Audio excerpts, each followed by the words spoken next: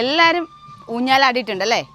നമുക്ക് എല്ലാവർക്കും ഭയങ്കര ഇഷ്ടമാണ്. ഏത് പ്രായം നോക്കില്ല, ഒരു ഊഞ്ഞാൽ കാണുമ്പോഴത്തേക്കും നമ്മൾ എന്തായാലും കയറിയിരുന്നൊന്ന് ആടും. അത് ചെയ്യാത്തവർ വളരെ കുറവായിരിക്കും. കാരണം നമ്മളെപ്പോഴും നമ്മുടെ മനസ്സിൽ കുട്ടിത്തം സൂക്ഷിക്കുന്നത് കൊണ്ടാണ് നമുക്ക് ഈ ഊഞ്ഞാലൊക്കെ കാണുമ്പോൾ ഒന്ന് ആടാനും അതിൽ സന്തോഷം കണ്ടെത്താനും ഒക്കെ പറ്റുന്നത് അല്ലേ? പക്ഷേ മാവ് അങ്ങനെയുള്ള ചെറു മരങ്ങളിലൊക്കെ ഊഞ്ഞാൽ കെട്ടി ആടിയിട്ടുണ്ടാവും.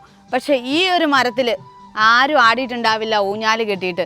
ഇതിൻ്റെ ഹൈറ്റ് നിങ്ങളൊന്ന് നോക്കിക്കേ. ഈ മരം ഏതാണെന്നറിയാവോ? ഈ ഒരു മരത്തിൽ ഊഞ്ഞാൽ കെട്ടി ആടിയിട്ടുള്ളവർ വളരെ റെയറായിരിക്കും. ഞാൻ നേരത്തെ പറഞ്ഞില്ലേ, മിക്കവരും തന്നെ ആടിയിട്ടുണ്ടാവില്ല ഈ മരത്തിൽ നിന്ന്. കാരണം ഈ ഒരു മരം എന്ന് പറയുന്നത് നമ്മുടെ കേരളത്തിൻ്റെ തദ്ദേശീയമായിട്ടുള്ള ഒരു വൃക്ഷമല്ല എന്നുള്ളതാണ്. പിന്നെ ഈ ഒരു കാ കാണുമ്പോൾ ചിലർക്കെങ്കിലും ചില നൊസ്റ്റാൾജിയ ഫീൽ ഉണ്ടാവാറുണ്ട്. ഇത് നമ്മുടെ പുളിയുടെയൊക്കെ ടാമറിൻ്റെയൊക്കെ ആ ഒരു ഷേപ്പിലാണ് ഇരിക്കുന്നത്. ഇത് കുട്ടിക്കാലത്ത് സ്കൂളിൽ പോകുന്ന സമയത്ത് റോഡ് സൈഡുകളിലൊക്കെ വീണ് കിടന്നിട്ട് കഴിച്ചിട്ട് ഒരുപാട് ആൾക്കാരുണ്ടാവും. ഞാനൊക്കെ ഓർക്കുന്നുണ്ട് കേട്ടോ കഴിച്ചതായിട്ട്. ഇത് കണ്ടോ, ഇതിനകം കണ്ടു കഴിഞ്ഞാൽ നല്ല ഒരു പുളിയുടെ ഷേപ്പിൽ തന്നെയാണ് ഇരിക്കുന്നത്. നല്ല ഒരു പുളിയുടെ കളറും അതേപോലെ തന്നെ പുളുങ്കുരു പോലെ അതിനകത്തൊരു കുരുവും ഉണ്ടാവും. ഇതിൻ്റെ ആ ഒരു തൊലിയുടെ കളർ എന്ന് പറയുന്നത് കറുത്ത കളറാണ്. കറക്റ്റ് പുളിയുടെ പോലെ തന്നെയാണ് ഇതിനകം ഇരിക്കുന്നത്. അപ്പോൾ ഇതിനകത്തെ ആ ഒരു കുരു പശുക്കൾക്കൊക്കെ ഭയങ്കര ഇഷ്ടമാണ്. ഇത് പശുത്തീറ്റയായിട്ടൊക്കെ കൊടുക്കാറുണ്ട്, ഓവറായിട്ട് കൊടുക്കാറില്ല. ഈ ഒരു കുരു കറക്റ്റ് പുളുങ്കുരു പോലെ തന്നെയാണ് അത് ഇരിക്കുന്നത്. അപ്പോൾ അത് അത്രയും വലിപ്പം ഇല്ലയെന്ന് മാത്രമേ ഉള്ളൂ, നല്ല കട്ടിയിലാണ് ഇരിക്കുന്നത്. ഇതൊക്കെ നമ്മളും കൂടുതൽ ചെറുപ്പകാലത്തൊക്കെ ഇഷ്ടം പോലെ കഴിച്ചിട്ടുണ്ട്. കുറച്ച് കഴിച്ച് കഴിയുമ്പോഴത്തേക്കും ഒരു കട്ട ചുവ വരും. പക്ഷേ അത്യാവശ്യം മധുരം ഉള്ളൊരു പഴമാണ്. പക്ഷെ നമ്മളിപ്പോൾ അങ്ങനെ കഴിക്കാറില്ല. ആ ഒരു ശർക്കരയുടെ പോലെ തന്നെ പശപ്പും കാര്യങ്ങളും എല്ലാം നമ്മുടെ കയ്യിൽ ഇങ്ങനെ ഒട്ടിപ്പിടിക്കുന്ന ആ ഒരു ഫീൽ, അതിനകത്തെ ആ ഒരു ജെല്ലി, ആ ഒരു എസൻസിന്. അപ്പം അങ്ങനെയുള്ള ആ ഒരു വൃക്ഷം നമുക്ക് പണ്ട് ഒരുപാട് ഒരു 80 കാലഘട്ടത്തിലുള്ളവർക്കൊക്കെ ഒരുപാട് നൊസ്റ്റാൾജിയുള്ള ഒരു കായും കൂടിയാണ് ഈ ഒരു കായ എന്ന് പറയുന്നത്. ചക്കരക്കായ മരം, ഉറക്കം തൂങ്ങി മരം, മഴമരം അങ്ങനെയൊക്കെ അറിയപ്പെടുന്നത്. അപ്പോൾ ഇതിന് ഉറക്കം തൂങ്ങി മരം എന്ന് പേര് വരാനുള്ള ഒരു പ്രധാന കാരണം എന്ന് പറയുന്നത് ഈവനിങ് ആകുമ്പോഴും അതേപോലെ തന്നെ നമ്മൾ ആകാശം മേഘാവൃതമാകുമ്പോഴും മഴ പെയ്യാൻ തുടങ്ങുമ്പോഴും ഒക്കെ ഇതിൻ്റെ ചോട്ടിലുള്ള രണ്ട് ഇലകൾ തമ്മിൽ കൂട്ടുമുട്ടി താഴേക്കായി കുമ്പിട്ട് നിൽക്കും. അപ്പോൾ ഇതിങ്ങനെ ഉറക്കം തൂങ്ങി നിൽക്കുന്നത് പോലെ ഒരു ഫീലായിരിക്കും അതിലുണ്ടാവുക. അപ്പോൾ അതുകൊണ്ടാണ് അതിനെ ഉറക്കം തൂങ്ങി മരം എന്ന് പറയുന്നത്. പിന്നെ മഴമരം എന്ന് വിളിക്കാനുള്ളൊരു കാരണം എന്ന് പറഞ്ഞാൽ ഇതിൻ്റെ ഇലകൾക്കുള്ളിൽ നമ്മൾ മഞ്ഞ് തുള്ളി വീഴുന്ന സമയത്തോ അല്ലാണ്ട് മഴ പെയ്യുന്ന സമയങ്ങളിലും ഒക്കെ ഇതിൻ്റെ ഉള്ളിലേക്ക് ആ മഞ്ഞ് വെള്ളം എല്ലാം കൂടെ കിടന്നിട്ട് ഇത് ഈവനിങ് ആകുമ്പോൾ ഇത് കൂമ്പി വരുമല്ലോ. കൂമ്പി വരുന്ന സമയത്ത് ഇടയ്ക്ക് ഇതിൽ നിന്നും നിറയെ വെള്ളം താഴേക്ക് വീഴും. അപ്പോൾ അതിന് ചോട്ടിൽ നിൽക്കുന്ന ആൾക്കാരുടെ മേത്തേക്ക് ആ വെള്ളം ഇങ്ങനെ മഴത്തുള്ളി വീഴുന്നത് പോലെയാണ് വീഴുന്നത്. അപ്പോൾ അതുകൊണ്ടാണ് മഴമരം എന്ന് വിളിക്കാനുള്ളൊരു കാരണം. പിന്നെ കൗ ടാമറിൻ്റെ എന്ന് പറഞ്ഞു കഴിഞ്ഞാൽ പശുക്കൾക്ക് ഭയങ്കര ഇഷ്ടമാണ് ഇത് കഴിക്കാനായിട്ട്. ഇതിൻ്റെ ആ ഒരു കുരുവൊക്കെ ആണെങ്കിലും പശുക്കൾക്ക് കൊടുക്കുന്നതാണ്. അപ്പോൾ അതുകൊണ്ട് തന്നെയാണ് അതിനെ കൗ ടാമറിൻ്റെ. കാരണം നമ്മൾ ഇപ്പോൾ സാധാരണ നമ്മുടെ വാളംപുളിയുടെയൊക്കെ ആ ഒരു ഷേപ്പിലും അതിനകത്തുള്ള ആ ഒരു ഇതുമൊക്കെ ടെക്സ്ചറും ഒക്കെ അതുപോലെ തന്നെയാണ്. നമ്മുടെ വാളംപുളിക്കകത്തെ ആ ഒരു പൾപ്പിന് കുറച്ചും കൂടി ആ ഒരു പുളി കുറച്ചും കൂടെ കൂടുതലായിട്ട് ഉണ്ടാവും എന്ന് മാത്രമേ ഉള്ളൂ. കുരുവും കുറച്ചും കൂടെ വലിപ്പം ഉണ്ടാവും എന്നുള്ളത് മാത്രമാണ് ഒരു വ്യത്യാസം എന്ന് പറയാനുള്ളത്. പിന്നെ പുളി കൂടുതലായിരിക്കും, മധുരം കുറവുമായിരിക്കും പുളിക്ക്. ഇതിന് മധുരമായിരിക്കും കൂടുതലായിട്ടുണ്ടാവുക. എന്തായാലും ഈ മരത്തിൻ്റെ ചോട്ടി ഇരിക്കുമ്പം ആ ഒരു ഏരിയ ഫുള്ള് നല്ല തണലാണ് കേട്ടോ.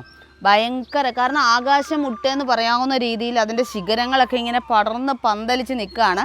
അപ്പം അതുകൊണ്ട് തന്നെ നമ്മുടെ നാട്ടിലൊക്കെ എനിക്ക് തോന്നുന്നു ഇത് നമ്മുടെ നാട്ടിലുള്ള ഒരു വൃക്ഷമല്ല. 19-ാം നൂറ്റാണ്ടിലൊക്കെ മധ്യ അമേരിക്ക അതേപോലെ അവിടങ്ങളിലൊക്കെ നിന്നും നമ്മുടെ കേരളത്തിലേക്ക് അല്ലെങ്കിൽ ഇന്ത്യയിലേക്ക് കൊണ്ടുവന്ന ഒരു വൃക്ഷമാണിത്. ഈ ഒരു മരം നോക്കിക്കഴിഞ്ഞാൽ ഈ മരത്തിൻ്റെ പേരുമായിട്ട് യാതൊരുവിധ സാമ്യവും ഇല്ല. ശരിക്കും പറഞ്ഞു കഴിഞ്ഞാൽ ആ പേര് കേൾക്കുമ്പോൾ നമുക്കൊരു ചെറിയ ചിരി, അല്ലെങ്കിൽ ആ ഒരു എന്താണ് ഉറക്കം തൂങ്ങി മരം എന്നൊക്കെ ആ ഒരു ചിന്താഗതിയിലേക്കായിരിക്കും നമ്മൾ പോകുന്നത്. അതിനൊരു കാരണവും കൂടിയുണ്ട്, അത് ഞാൻ പറഞ്ഞുതരാം. ഈ ഒരു മരം നമ്മൾ തണൽ മരം എന്നതിനപ്പുറം നമുക്ക് ഒരുപാട് ഉപയോഗങ്ങളുണ്ട്. നല്ല ഫർണിച്ചറുകളൊക്കെ ഉണ്ടാക്കാൻ പറ്റുന്ന, കൊത്തുപണികളൊക്കെ ചെയ്യാൻ പറ്റുന്ന, കൊത്തുപണികൾ എന്ന് പറയുമ്പോൾ തന്നെ അറിയാം നമുക്ക് അത്രത്തോളം സ്ട്രോങ് ആയിരിക്കും ഇതിൻ്റെ തടി എന്ന് പറയുന്നത്. അതേപോലെ തന്നെ ഇതിൻ്റെ പൂക്കളാണെങ്കിലും നല്ല ഭംഗിയാണ് കാണാനായിട്ട്. നമ്മൾ പൗഡർ പഫ് ട്രീ കണ്ടിട്ടുള്ളവർക്കറിയാം, അതിൻ്റെ പൂക്കൾ ഇങ്ങനെ നമ്മൾ പൗഡറിനകത്ത് കുഞ്ഞു മക്കൾക്കൊക്കെ പൗഡർ പഫ് ചെയ്ത് വയ്ക്കാനായിട്ട് ഉപയോഗിക്കുന്ന ആ ഒരു സ്പോഞ്ചിനെസ്സില്ലേ, അതേപോലെ നിൽക്കുന്ന പൂവാണ്. അതിൻ്റെ ഒരു ചെറിയ വേർഷനായിട്ട് വരും ഇതിൻ്റെ പൂക്കളെന്ന് പറയുന്നത്. നല്ല ഭംഗിയാണ് കാണാനായിട്ട് നിൽക്കുന്നത്. അപ്പോൾ അതുപോലെ തന്നെയാണ് ഇത് നമ്മുടെ കേരളത്തിൻ്റെ സ്വന്തം വൃക്ഷമല്ല. നമ്മൾ മധ്യ അമേരിക്ക, തെക്കേ അമേരിക്കയിൽ നിന്നൊക്കെ 19-ാം നൂറ്റാണ്ടിലാണ് നമ്മുടെ ഇന്ത്യയിലേക്ക് എത്തുന്നത്. അതുകൊണ്ട് തന്നെ ഇന്ത്യയിലുള്ള എല്ലാ ഉഷ്ണമേഖലാ പ്രദേശങ്ങളിലും അന്നത്തെ ഗവൺമെൻറ് ആ സമയത്തുള്ള ഗവൺമെൻറ് നമ്മുടെ ആ സമയത്ത് നമ്മുടെ റോഡുകളൊന്നും ടാറിട്ട വഴികളോ അല്ലെ അത്ര വൈഡായിട്ടുള്ള വഴികളോ അങ്ങനെയുള്ള കാര്യങ്ങളൊന്നും അല്ലായിരുന്നു. അപ്പോൾ ആ സമയത്ത് നമുക്ക് ഈ വഴിയോരങ്ങളിലെല്ലാം ഇതുപോലുള്ള മരങ്ങളിൽ വെച്ച് പിടിപ്പിച്ചിരുന്നു. അതിൽ പ്രധാനപ്പെട്ട ഒരു മരമാണ് നമ്മുടെ ഈ മഴമരം എന്ന് പറയുന്നത്. അപ്പോൾ അതിനുശേഷം പറഞ്ഞു കഴിഞ്ഞാൽ നമ്മൾ അവിടെയുള്ള തെക്കേ അമേരിക്ക, മധ്യ അമേരിക്കയിലുള്ള ഗോത്രവർഗ്ഗക്കാരൊക്കെ ഇതിൻ്റെ ഇലകൾ, ഇതിൻ്റെ തൊലി അതുപോലുള്ളതൊക്കെ മരുന്നായിട്ട് അതിസാരം, അതേപോലെ തന്നെ സ്കിൻ ഡിസീസസ് ഇങ്ങനെയുള്ള കാര്യങ്ങൾക്കൊക്കെ മരുന്നായിട്ട് കഷായം പോലെയൊക്കെ ഉപയോഗിക്കാറുണ്ട്. പിന്നെ അവിടുത്തെ ഗോത്രവർഗ്ഗക്കാരൊക്കെ അവരുടെ പ്രധാനപ്പെട്ട, നമുക്ക് ഇവിടുത്തെ കേരളത്തിലെ ആല് നമുക്ക് പ്രധാനപ്പെട്ട ഒരു വൃക്ഷമാണെങ്കിൽ അവർക്ക് ഇതും അവിടെ ഒരു പ്രധാനപ്പെട്ട ഒരു മരമായിട്ടാണ് പറയുന്നത്. കാരണം അവിടെയുള്ള കൂട്ടം കൂടുന്നു, പണ്ട് കാലങ്ങളിൽ ഒരുമിച്ചിരുന്ന് സംസാരിക്കുന്നതും തീരുമാനങ്ങൾ എടുക്കുന്നതും അങ്ങനെയുള്ള കാര്യങ്ങളെല്ലാം ചെയ്തിരുന്നത് ഈ ഒരു മരത്തിൻ്റെ ചോട്ടിലിരുന്നിട്ടാണെന്നാണ് പറയുന്നത്. അതുകൊണ്ട് തന്നെ ഒരു മരവും പാഴ്മരമല്ല, എല്ലാ മരങ്ങൾക്കും ഒന്നല്ലെങ്കിൽ ഒരു ഉപയോഗം നമുക്കുണ്ടാവും, നമുക്കല്ലെങ്കിൽ മറ്റൊരാൾക്ക് അതിനെക്കുറിച്ച് ഉപയോഗങ്ങളുണ്ടാവും. അപ്പോൾ അതുകൊണ്ട് തന്നെ നമ്മൾ ഒരു മരത്തെയും പാഴ്മരമായി കാണാതിരിക്കുക. നമ്മുടെ മാംഗോ മെഡോസിൻ്റെ തിയറി അത് തന്നെയാണ്. ഒരു മരവും പാഴ്മരമല്ല, എല്ലാ മരങ്ങളെയും പ്രൊട്ടക്റ്റ് ചെയ്യുക എന്നുള്ളതാണ് നമ്മുടെ ഒരു തിയറിയും നമ്മുടെ ആ ഒരു രീതിയും അത് തന്നെയാണ്.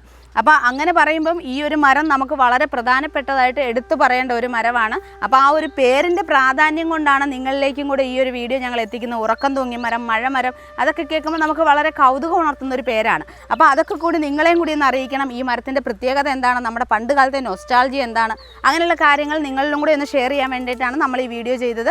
അപ്പോൾ നിങ്ങളുടെ നാട്ടിൽ ഈ മരം നിങ്ങളുടെ റോഡ് സൈഡുകളിലൊക്കെ വെച്ച് പിടിപ്പിച്ചിട്ടുണ്ടെങ്കിലോ അതിൻ്റെ കായ്കൾ നിങ്ങൾ ചെറുപ്പകാലത്ത് കഴിച്ചിട്ടുണ്ടെങ്കിലോ ഒന്ന് താഴെ കമൻറ്റ് ചെയ്യുക. അപ്പോൾ ഇതുപോലുള്ള അടുത്ത വീഡിയോസുമായിട്ട് നമ്മൾ വീണ്ടും വരുന്നതായിരിക്കും.